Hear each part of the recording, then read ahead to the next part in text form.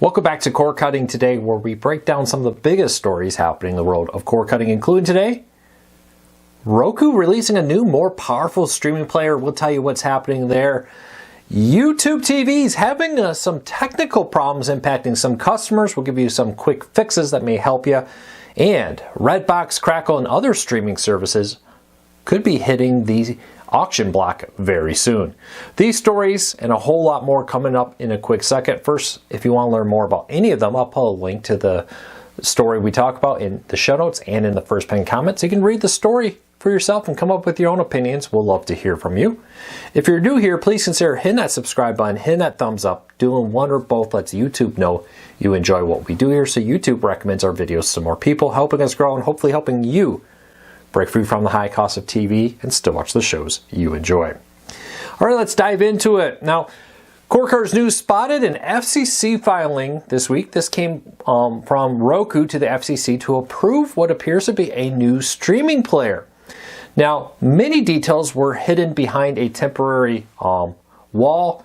The FCC agreed to a short-term hidden information, basically, I guess we would call it. They agreed to hide certain things like photos of the device, some important specifics of the device. But what we do know is Roku is testing with the FCC for approval a new streaming player. This was submitted to the FCC in very late March and is working its way through approval.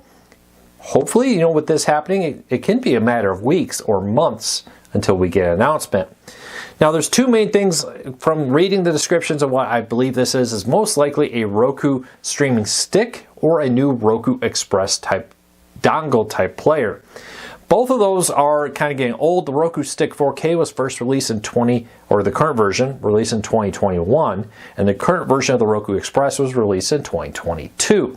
Both are needing a little bit of upgrade. They both have 1 gig or less of RAM, something that many people speculate will be improved with this new version. We do not know when or have an exact date, to be clear here, of when this would be announced. We also don't have things like pricing and other changes. There's a few more other filings out there that suggest that a second Roku streaming player is in the works and maybe even a new remote. Now, before you get too excited on the new remote, I think this is just a minor tweak to the existing remote, nothing earth-shattering, groundbreaking, but haven't seen enough to really know that for sure. So we could be seeing as many as 3 new Roku devices, probably seeing the remote bundled in with whatever the new 2 streaming players are. Both could be announced at once, all 3 could be announced at once, or they could announce one at a time. We'll wait and see. But what we do know is the FCC has the paperwork for one of them right now. We'll keep an eye on this, but what would you like in a new Roku streaming player? Leave us a comment and let us know. Speaking of Roku, they rolled out a little update hidden in Roku 14.5 that makes it a lot easier to fix apps that stop working. Have you ever had a Roku app, when you open it, immediately crash, or just some other weird thing happen? In the past, you may have unplugged your TV or your streaming player, waited a while, plugged it back in, and have it work again. Roku's now added the ability to force close and force restart an app to kind of wipe it out, clean it off, and get a fresh start of it. Now on the home screen, if you hover over an icon and you press the star key and the menu on the home screen, it will bring up a menu and with a new option in it. You've probably seen things like check for updates or move to the top or move the app around your home screen before. But now there's a force restart option, which will forcefully restart the app and give you a fresh, clean start of it, helping to fix most issues. If you want a step-by-step guide on how to do that, check out the post down below. All right, YouTube TV recently had a major issue, mostly impacting Roku owners, where the YouTube TV app just vanished. And it really is at random. One of our devices had it, the rest did not. In our testing, we heard that from many other people. Maybe the Roku TV didn't work, but the Roku streaming player did. Now, Google and other Roku have not acknowledged the issue. It seems to still be going on at the time of this recording, but there is a couple of easy fixes that have been working for most people. First of all, do a force update, just like we talked about. Hit that asterisk key and then say check for update. Some people had issues where it just said the app's not available. For a lot of people, going into settings on Roku and updating your Roku device helped fix that. If those don't work, you may have to wait and see what YouTube says to help fix the issue. We'll keep a close eye on this, but if you're having problems with YouTube TV on Roku, you're not alone. All right, Redbox, remember them? The company that will rent you DVDs through an automated kiosk, later did streaming, declared bankruptcy last year, shut down. Well, now Redbox and Crackle, its free ad-supported streaming service partner, is going up for auction. According to a report from Fast Company, as part of the bankruptcy for its parent company, Chicken Soup for the Soul Entertainment, they were going to start auctioning off the remaining assets for Chicken Soup for the Soul Entertainment. Quick note, different from the publisher Chicken Soup for the Soul. They split those companies off quite some time ago. But with this, you could be the new owner of Redbox. If you would probably want to pony up a few $1 million, probably at least, if not tens of millions or more.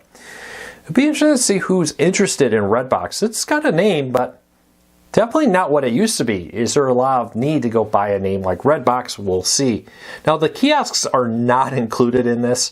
Most of the companies that were renting or had these rental boxes at their stores like Walgreens, Walmart, and others have disposed of them. They received permission from the court to do so. One company said they were spending hundreds of thousands of dollars to pay for the electricity and the space rental and other issues related to them.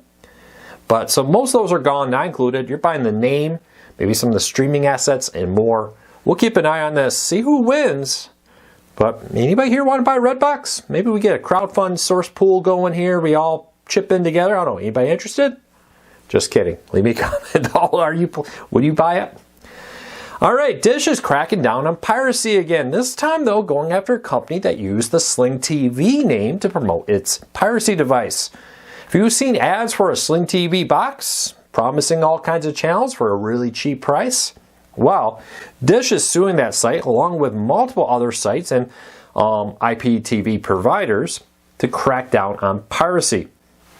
With that, Dish is saying these companies are illegally offering our content, and that one, they could probably argue, are also using their name illegally.